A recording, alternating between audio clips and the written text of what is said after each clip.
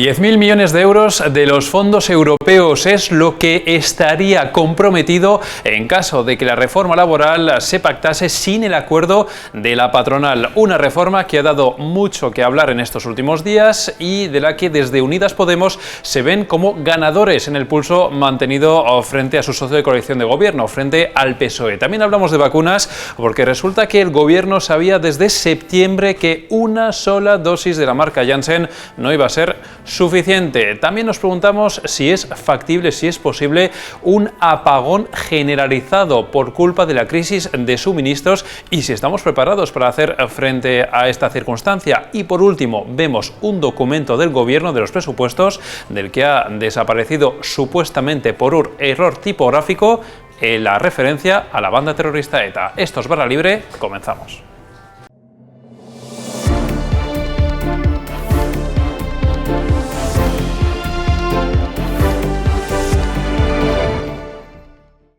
Y comenzamos esta nueva edición de Barra Libre y hablamos un día más de la reforma laboral y lo hacemos con nuestro compañero, con Jorge Sainz, que ya tenemos por ahí en pantalla. Jorge, hablamos contigo porque estás publicando hoy en Voz Populi que están comprometidos 10.000 millones de euros de los fondos europeos en caso de que esa reforma salga adelante sin el acuerdo de la patronal, de la COE.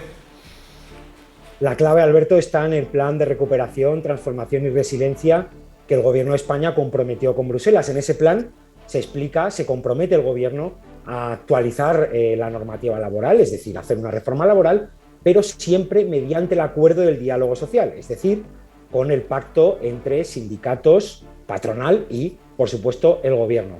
¿Qué ocurre si ese plan de recuperación no se cumple? Si el Gobierno no cumple digamos, las reformas que ha pactado y la forma en la que las ha pactado con el Gobierno? Bueno, pues que recordemos que los fondos están siempre bajo supervisión de la Comisión Europea.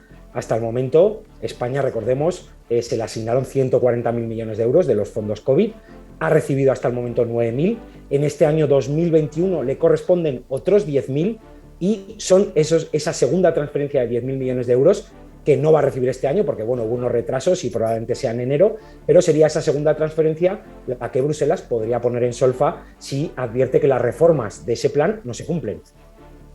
Claro, hay que decir que aquí el Partido Socialista está pendiente de dos cosas. Por una parte, de esa lupa que le va a poner Bruselas a todas las reformas que se le envíe por parte del Gobierno a la Comisión Europea, pero luego también tiene esa parte del Partido Socialista de estar pendiente de su socio de Gobierno. Yo te pregunto, Jorge, ahora hablaremos de Unidas Podemos con Javier Portillo, pero ¿tú cómo ves los ánimos en el Partido Socialista con respecto a cómo han ido las cosas en torno a la reforma laboral en estas últimas horas? El Partido Socialista, ¿cómo se ve? Porque han mandado a la mesa, por ejemplo, Pedro Sánchez, a que estén ahí Nadia Calviño y también el ministro Escrivá, de alguna manera, para supervisar a Podemos. Sí, yo creo que el PSOE ha conseguido los retos que se plantearon cuando comenzó esta crisis que ha vivido la coalición desde finales de la semana pasada.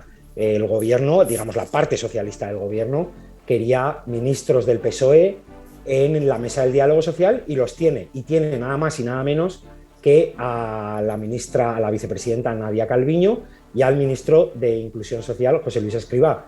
Hay que decir que desde la salida de Carmen Calvo del gobierno, estos son los dos ministros con los que probablemente se lleva peor Podemos, con lo cual yo entiendo que a la parte morada del Ejecutivo no le habrá hecho mucha gracia. Es cierto que en ese acuerdo se incluye una mención a que la negociación se realizará en los términos del acuerdo de coalición y efectivamente el acuerdo de coalición recoge la derogación de la reforma laboral, pero la palabra derogación no aparece en el acuerdo y veremos qué sale. Veremos qué sale, veremos qué nombre se le pone a lo que se haga con la reforma laboral. Jorge Sainz, muchísimas gracias por tu información.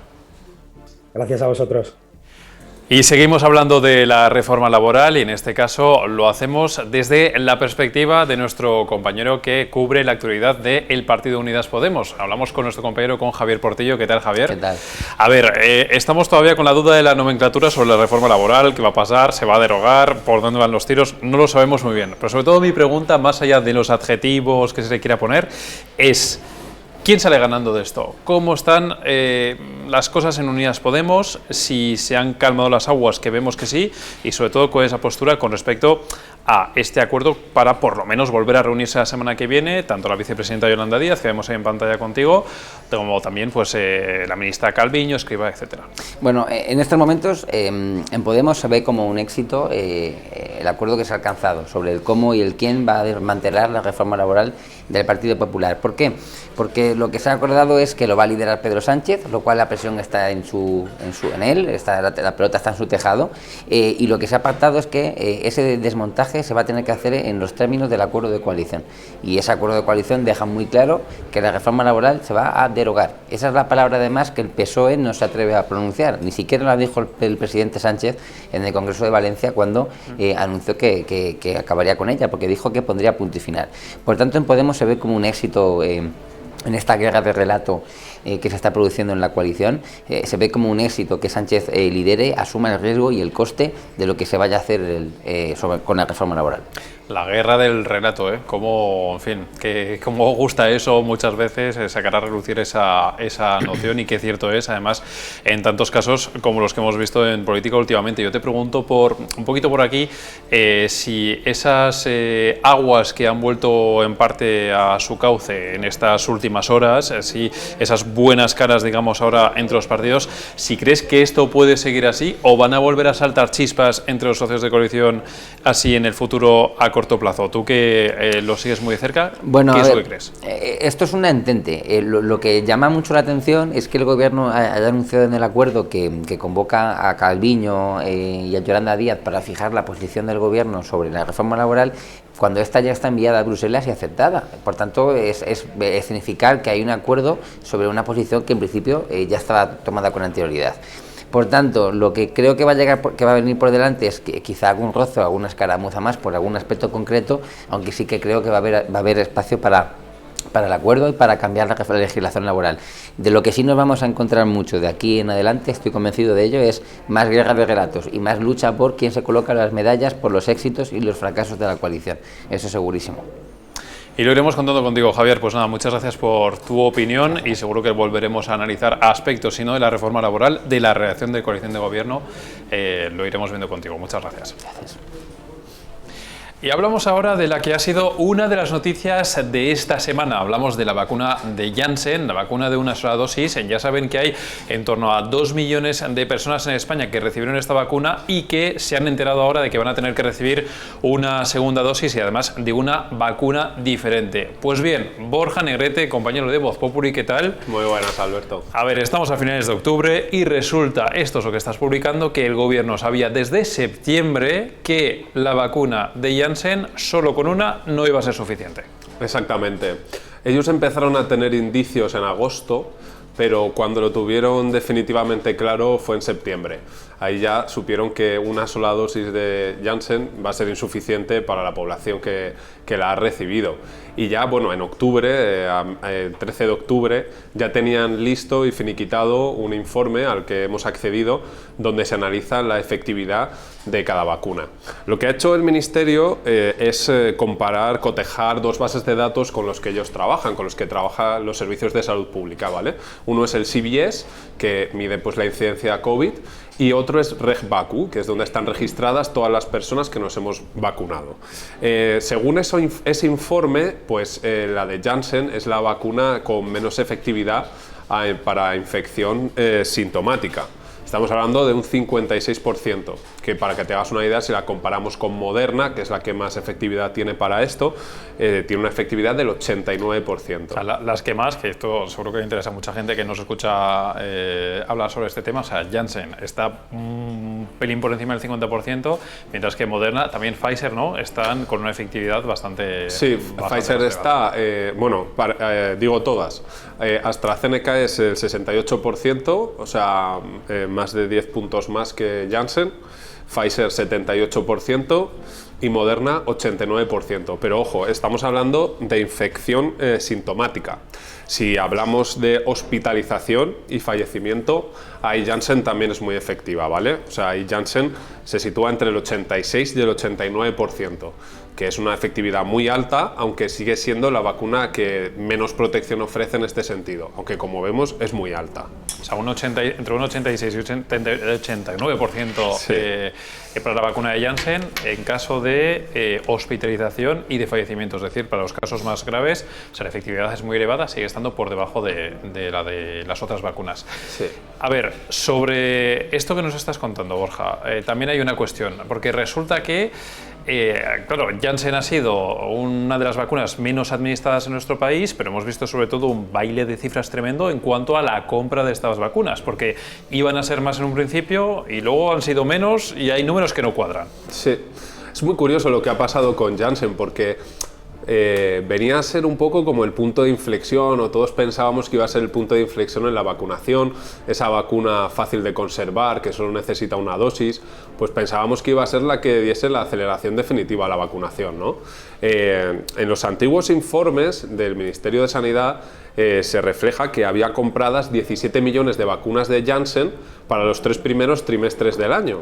Sin embargo, bueno, primero vimos que la llegada de vacunas se paralizó muchísimo y hemos preguntado al Ministerio si esto tenía algo que ver con lo que veían de su efectividad. Dicen que no, que solamente que esto fue por problemas de la fabricación de la propia compañía en Estados Unidos. Vale. Sin embargo, hay cosas que no están claras todavía, porque en los nuevos informes, que ya aparecen registradas las vacunas compradas para todo el año, se habla de 10 millones de vacunas de Janssen. Y es, ¿cómo es posible que antes, que era para 3 trimestres, eran 17 millones y ahora que es para 4 trimestres, es decir, todo el año, sean 10? ¿Qué ha pasado con esas 7 millones de vacunas? Al final no las hemos comprado, las hemos vendido, las hemos donado como AstraZeneca. Eso es una incógnita que todavía está por resolver. Borja Negrete siempre pendiente de las cifras de las vacunas y de esa a veces falta de transparencia que hemos visto ya en varias ocasiones y que nos has contado aquí en Barra Libre. Borja, muchas gracias por tu información. Gracias, Alberto. Y cambiamos de asunto y ahora nos centramos en la energía. Concretamente hablamos de desabastecimiento energético y de las consecuencias que podría tener. Vamos a hablar de ello con nuestro compañero Gonzalo Araluce, que vamos a tener ahí ahora en pantalla. Y le vamos a preguntar directamente, Gonzalo, ¿es posible realmente un apagón generalizado? ¿Esto es una hipótesis realmente creíble? Y sobre todo, ¿estamos preparados para hacer frente a esta situación? Bueno, es un panorama que no se puede tener en absoluto en el olvido. Tenemos que recordar que, por ejemplo, el Departamento de Seguridad Nacional todos los años hace un informe anual donde habla de las principales amenazas para la seguridad nacional española y, entre otros, habla del riesgo y de la amenaza energética. Y en este informe, por ejemplo, en el último publicado y en ediciones anteriores, advertía de que la dependencia respecto a otros países terceros en el suministro de gas o de cualquier tipo de energía podía derivar en problemas de desabastecimiento y en unos problemas que, si antes eran posibles, cada vez empiezan a cobrar mayor forma. En el caso español tenemos que tener muy en cuenta que buena parte del gas que recibimos viene desde Argelia a través de un gasoducto que atraviesa Marruecos y llega hasta nuestro país. ¿Qué ocurre en los últimos meses? Las relaciones entre Argelia y Marruecos siempre han estado bastante debilitadas, pero en los últimos meses se ha roto por completo. Entonces, esa ruptura de las relaciones entre ambas partes amenaza con que el gas que procede de Argelia y tiene que atravesar Marruecos para llegar hasta nuestro país, pues posiblemente no lo haga. De ahí que hayamos tenido 2 visitas de 2 ministros españoles a Argelia, el ministro de Asuntos Exteriores, Álvarez, y la ministra de Transición Ecológica, Rivera, que ha ido estos días también para intentar solventar una situación que amenaza con convertirse en real en un corto periodo de tiempo. Y esas son situaciones que son una amenaza, en este caso, a nuestro país. Nos comentabas, Gonzalo, pues la situación entre Marruecos y Argelia, este último país que ha sido objeto de visita por parte de la ministra Teresa Rivera esta misma semana. Pero yo te pregunto, ¿qué es lo que hacen en otros países? Porque sabemos que hay alguno, por ejemplo, que ya tiene incluso una especie de decálogo, de protocolo, de medidas que adoptar para un hipotético caso de apagón. Exacto, si algo hemos aprendido de los últimos meses, de los últimos 2 años, es que en definitiva todo aquello que considerábamos imposible, pues quizás es plausible, y cuestiones que amenazan a la propia seguridad nacional. ¿Quién se imaginaba que íbamos a atravesar una pandemia de estas características, que iba a llegar una borrasca como Filomena que nos iba a poner en jaque, que íbamos a vivir la erupción de un volcán en nuestro país, que nos obliga a reaccionar de forma inmediata? pues esta cuestión de seguridad energética pues ya no es tan lejana como podíamos considerar hace unos meses, hace unos años. En ese sentido, Europa lo tiene ya bastante asumido. De hecho, es una cuestión que tiene encima de la mesa, sobre todo en las relaciones bilaterales que mantiene con Moscú. Intentan que Rusia siga suministrando gas por la otra vía de acceso que tiene Europa y que no se convierta en un problema. Pero en caso de convertirse en un problema, hay otros países, como por ejemplo Austria, como citabas antes, que ya ha repartido un decálogo, una serie de instrucciones a su ciudadanía de qué tienen que hacer en caso de producirse un apagón total. Nos encontramos, bueno, con situaciones que parecen casi de película, ¿no? Velas en casa, pilas para poder encender una radio y recibir la información correspondiente, e incluso que el coche tenga el depósito de gasolina lo más lleno posible. También, si se pueden tener alimentos no perecederos, pues hay que tenerlo en cuenta. Todo esto suena casi como a un Armagedón total, ¿no? Como una cuestión de película, pero si ya hay un ejército real, unas fuerzas armadas, un ministerio de defensa como el de Austria, alertando de estas características, pues desde luego tenemos que tener en cuenta que la amenaza es cierta y no podemos desdeñarla.